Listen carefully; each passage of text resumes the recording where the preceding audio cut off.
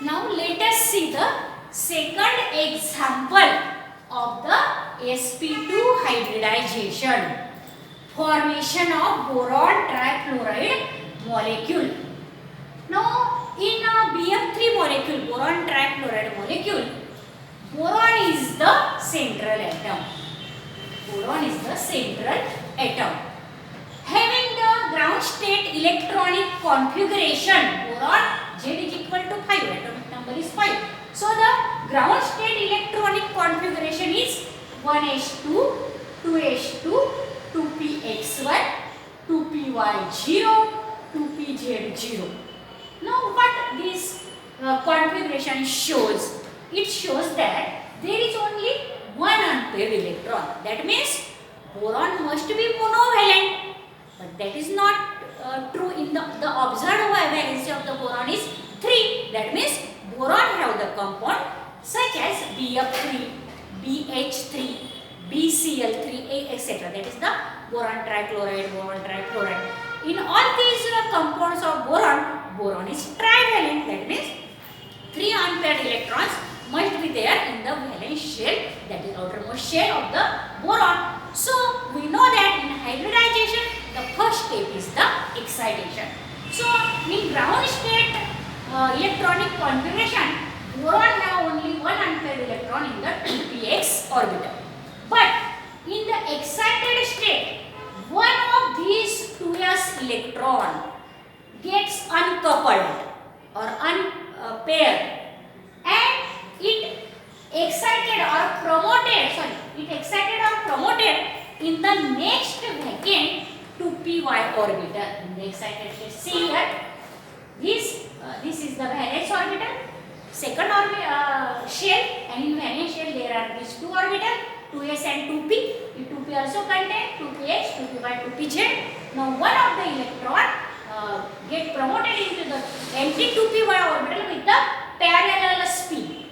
Now this excited state shows that there are now 3 unpaired electrons. The valency is 3 of boron. But this is the 2s orbital and these are the 2p orbital. So the next step of hybridization is the mixing of these 2s and these 2p orbital, because we are seeing the example of sp2 hybridization. So 1s orbital and 2p orbital mixed together and for the new hybrid sp2 orbitals. These are the 3 orbitals, because only 3 orbitals are participating in the hybridization sp2 orbital. So the new formed orbital, that is there is the recast of the 3 hybrid orbital. The name of these 3 hybrid orbital is now sp2 hybrid. These are the 3 sp2 hybrid orbitals are formed here. Now all these sp3 hybrid orbitals are equivalent, having equivalent energy, equivalent shape, maximum symmetry, and they orient in the space as far apart from each other. They orient in the space at the corners of the equilateral triangle. Now in this way, see here, these are the 3 hybrid orbitals of the borons, and see here, these are the reduced lobe of that hybrid orbital. So all these 3, these are the sp2 hybrid orbitals. Okay, and now in BF3 molecule, now these are oriented at the corners of the equilateral triangle, and the bond angle between these hybrid orbital is 120 degree. Now this is very regular equilateral triangle. Now in BF3 molecule, there are 3 fluorine atoms. Now fluorine having atomic number 9 have the electronic configuration as 1s2, 2s2, 2px, 2py, 2 here and 2pz1. Now these are the 9 electrons are arranged in this way. Now this 2pz orbital is the half-filled orbital. It contains only one electron. So in a bond formation, these 2pz orbital take part with that of the hybrid orbitals of the boron. So these 2pz orbital of the three different fluorine atoms. These are the three different fluorine atoms here, and these three different fluorine atoms having the 2pz orbital containing only one unpaired electron overlaps with the hybrid orbital of the boron. All the three fluorine atoms overlap with the hybrid orbital of the boron and form the sigma bond here, because this is bond along the internuclear axis. Now due to the overlapping, what happened? These 2pz, this another lobe get reduced. So I here show these another lobes smaller than that of these overlapping lobes. Now this boron trifluoride molecule have such type of trigonal geometry. So this is called as the sp2 hybridization. Is also called as the trigonal hybridization. This is also called as, why it is called as trigonal hybridization? Because the orientation of these three hybrid orbitals are along the corners of the equilateral triangle. And the FBF bond angle, see here, FBF, this FBF bond angle is this. This FBF bond angle 120. This FBF bond angle is again 120 degree. All the FBF bond angle in BF3 molecule is 120 degree, and the shape of this BF3 molecule, that is the geometry and shape, are equal. Geometry means shape. Shape of this BF3 molecule is trigonal planar. In one plane, this geometry of the boron trifluoride. Now this is the second example. Now let us see what in the sp hybridization. We already see the sp3 hybridization. In that we will see the example of that is the methane molecule, that is tetrahedral hybridization. Then we now see the sp2 hybridization, that is the trigonal hybridization. There are the two examples of trigonal hybridization. One is the formation of ethene molecule, which we already seen, and the second example is the formation of BF3 molecule. Now let us see the sp hybridization. It is also called as the linear hybridization, because in sp hybridization only two orbitals are take part. One is the s, another is the p. So only two orbitals are hybrid orbitals are formed, and that orient in the space as possible apart from each other. That means in a straight line. So that hybridization is called as the linear hybridization. And the molecules in which there are the sp hybridization, that molecules are linear straight chain molecules. Now let us see which are the examples of the sp hybridization.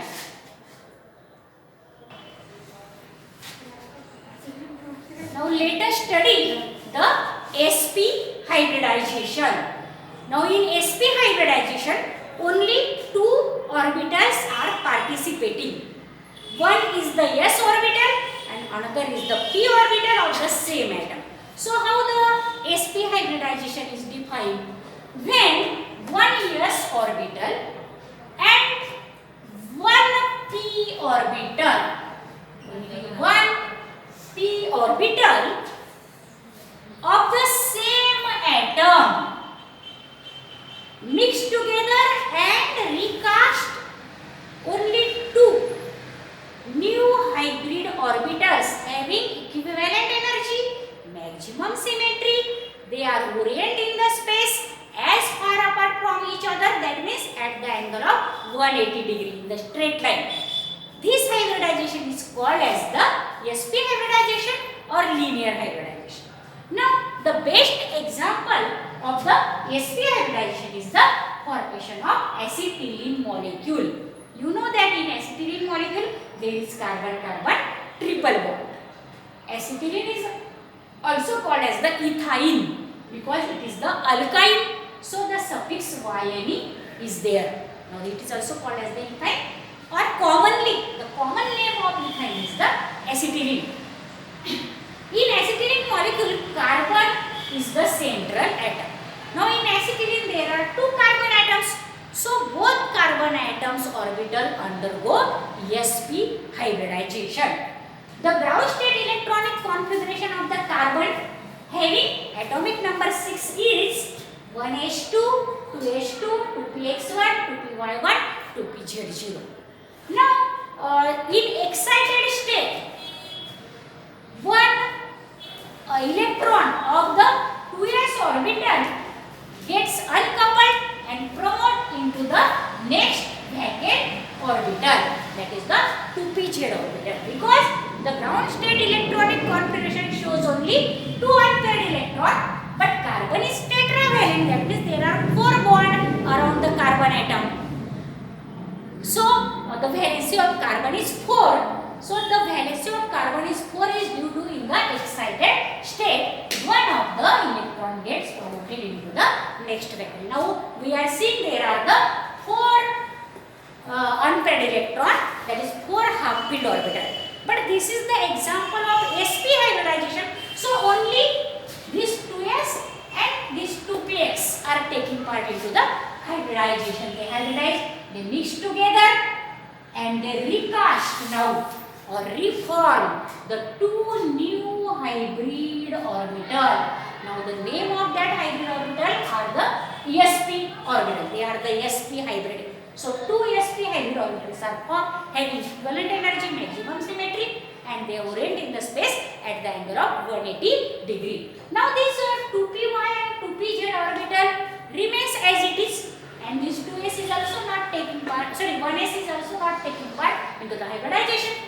Now these 2 orbitals, they remains perpendicular to the plane of the hybrid orbital of the carbon.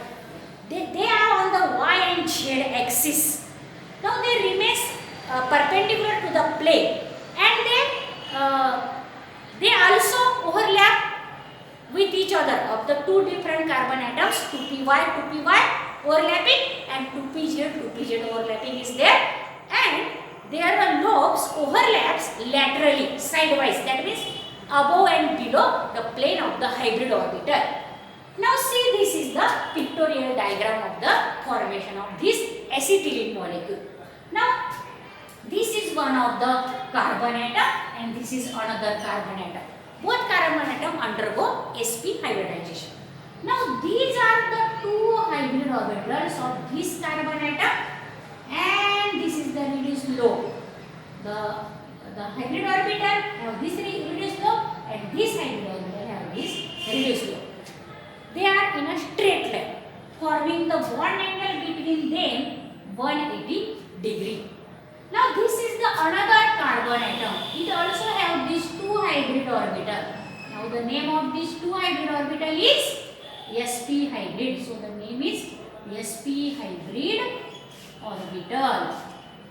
Now both carbon atom have 2 sp hybrid orbitals, and they have these 2py and 2pz orbitals also.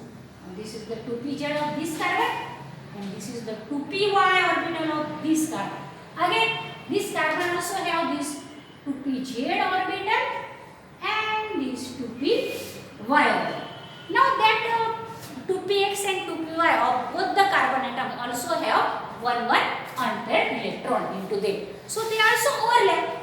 This 2pz of this carbon overlap with the 2pz of another carbon atom in this way, above and below. Again, this 2py orbital and this 2py orbital of both the carbon atoms overlap their lobe above and below. But we know that though they overlap above and below, only one bond is formed, that is one pi bond is formed. Now see here, due to the overlapping of these 2py, 2py of the both carbon atom, this one pi bond is formed. Suppose this is the sigma bond, then one of the pi bond is formed due to the 2py overlapping, and another pi bond is formed due to the overlapping of above and below, that is 2pz, 2pz. This is the another pi bond. So there are 2 pi bond and 1 sigma bond. Now suppose this is sigma, then these two are the pi bonds in the acetylene molecule, in that triple bond. And bond angle, this HCH bond angle or HCH bond angle is 180 degree, and shape of this molecule is the linear molecule. Now these are the orbitals of the hydrogen atom, 1s orbital of one hydrogen, because in acetylene there are the 2 hydrogen atoms, and the another hydrogen sp hybrid orbital. Both carbon atom have 2 sp hybrid orbital. One of the both sp hybrid overlap with each other, form the sigma bond between the carbon. And another hybrid orbitals of both of the carbon overlap with the 1s orbital of the hydrogen, and they also form the sigma bonds. That means in acetylene molecule there are the 3 sigma bonds, remember that, and 2 pi bonds. In acetylene there are the 3 sigma and 2. As in ethyne there are 5 sigma and 1 pi bond in ethene, but in acetylene, that is in ethyne, there are the 3 sigma and 2 pi bonds. Now in this way, this molecule have the geometry linear. And this is the example of the sp. Now let us take the another example again there is for the sp hybridization, and that is the formation of beryllium dichloride molecule, or beryllium dichloride we can take, but that is also the example of sp hybridization that may also ask into the examination. That is given in your textbook in the problem 11.6 or 5.4. The problem number is 5.4, and in that they ask us what is the hybridization in beryllium dichloride. So you must write that answer, that may be asked into the examination also. Now let us see the second example of the sp hybridization.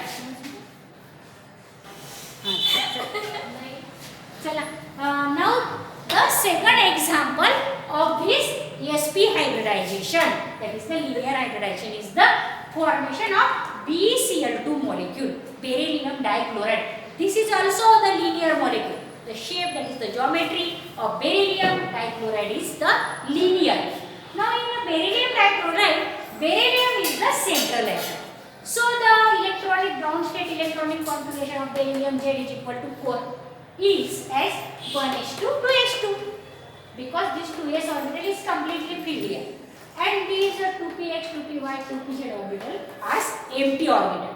But this shows that ground state electronic configuration shows that beryllium does not form any bond because there is no unpaired electron, but that is not the case. Beryllium have the compound like BeCl2, BeH2, BeF2, etc., in which beryllium is divalent. Then how it is possible? Now this is possible due to the excitation. Now this 2s electron, one of the 2s electron, get promoted into the next bracket 2px electron with the parallel spin. Now these excited state electronic configuration shows that there are 2 unpaired electrons now. Therefore, this is the sp hybridization, so only one s orbital and one p orbital, that are the 2s and 2p mixed together, and they recast the new hybrid orbitals. The new hybrid orbitals having that is the equal energy and maximum symmetry, and they orient in the space such that they are far apart from each other, and that is about the 180 degree. Now this is the 2 hybrid orbitals. These are the 2 hybrid orbitals of the beryllium. This is the one hybrid, sp hybrid, and this is the Lewis law of sp hybrid. Now both are the sp hybrid orbitals. Now they orient as in a straight angle, that is the 180 degree. And the chlorine, there are 2 chlorine atoms in beryllium dichloride. Chlorine having atomic number 17. So the electronic configuration as 1s2, 2s2, 2p6, 3s2, 3px2, 3py2 and 3pz1. This shows that this 3pz1 orbital is the half-filled orbital. It contains only one unpaired electron. So this half-filled orbital of both of the chlorine atom overlaps with the hybrid orbital of the beryllium. Now this is the 3pz orbital of the chlorine. This is also the 3pz orbital of another chlorine atom. And they overlap around on an internuclear axis. So the bond formed between this beryllium and this chlorine is the sigma bond. Again, the another bond between beryllium and another chlorine atom is also the sigma bond. So in beryllium dichloride there are 2 sigma bonds, and the geometry is the linear, and the bond angle between the Cl and B beryllium, this is also of the Cl BCl, this bond angle is the 180 degree. Now this is the second example, and this both formation of acetylene molecule and formation of this beryllium dichloride are the examples of the, that is the sp-r. Now let us see the limitation of valence bond theory. Now which are the limitation? First limitation is that this valence bond theory fails to explain the coordinate bond. Now see what is the coordinate bond now. Coordinate bond means it is also called as the dative bond. Why it is called as the dative bond? Because in coordinate bond, both electrons which are required for bond formation are given by only one of the atom of one molecule. That means there is not shared pair of electrons in the, as that is in the covalent bond. In coordinate bond, both electrons required for bond formation are given only by one atom. Now let us see how the coordinate bond is formed. Let us see the example of bond between NH3, that is the ammonia, and BF3, that is the boron trifluoride molecule. Now there is such type of bond. Now see here, now this ammonia NH3, that is the ammonia. Now there is lone pair on nitrogen. We know that because nitrogen have the 5 valence electron. On that only 3 are forming the 3 bond with the hydrogen, and 2 electrons remains hydrogen. And BF3 molecule is there. Now there is the formation of, now when they react with each other, they form such type of molecule again, coordinate molecule BF3. Now this pair given by only that nitrogen atom, this for the bond formation, and this coordinate bond is shown by the arrowhead from that atom to that atom, which gives both the electron. That means the arrow is pointing from the atom which gives the electron towards the atom which gain that electron. This is the coordinate bond.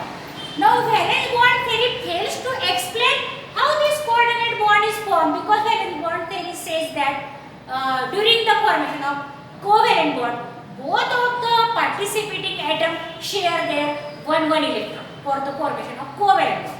But this is also the bond, this is called as the covalent coordinate bond, or it is also called as the dative bond. That means donor only one, donor is only one, both electron is given by only one donor. So this is also called as the dative bond. Now formation of dative bond is not explained by the valence bond theory. Valence bond theory fails to explain the formation of this covalent coordinate bond. So that is the limitation of valence bond theory. What is meant by limitation? We are saying the limitations of VBT, valence bond theory. Now this is the first limitation that valence bond theory fails to explain the formation of covalent coordinate bond. Now another is the again there is limitation of valence bond theory, and that is about the oxygen molecule. Now second limitation about the oxygen molecule. What VBT said? VBT said that oxygen have paired electrons in its valence shell. Atomic number is 8 of oxygen. So that is the structure of oxygen molecule we see here in this way. Now this is the structure of oxygen molecule. So what say VBT? VBT said that oxygen is the diamagnetic molecule. What is mean by diamagnetic? If the atom have all the paired electrons, it is called as the diamagnetic molecule. But what is paramagnetic? If the atoms have unpaired electron, then it is called as the paramagnetic. VBT tells us that oxygen is the diamagnetic molecule, but experimentally that is not such that oxygen is paramagnetic molecule. Now why oxygen is paramagnetic? Because the electronic configuration of oxygen shows that the ground state electronic configuration of oxygen having the atomic number 8 shows that it is 1s2, 2s2,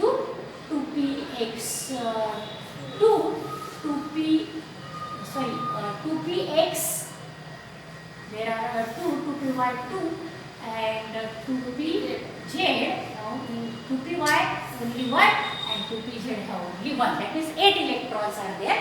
These are the 6, 7 and 8. Okay. Now this ground state electronic configuration of oxygen shows the 2 unpaired electron into the 2py and 2pz orbital. Now as oxygen have the unpaired electron and it is divalent and it have 2 unpaired electrons, so what this shows? This is paramagnetic. What is the definition of paramagnetism? If the atom have unpaired electron, it is called as the paramagnetic atom, and if it have paired electrons, it is called as the diamagnetic. But here oxygen is paramagnetic. So valence bond theory fails to explain the paramagnetism of oxygen atoms in oxygen molecule. Now this is also the limitation or drawback or error of the valence bond theory. And third error or third drawback is also there. There are many compounds such as B2H6 diboron like compounds. Into that the central atom does not complete its octet. Valence shell does not complete its octet, but still that molecules are very stable. So valence bond theory fails to explain about the stability of such compounds. And these are the 3 limitations of valence bond theory. If you like the video, you can share to another student and subscribe all students and say another student to subscribe this video. Thank you.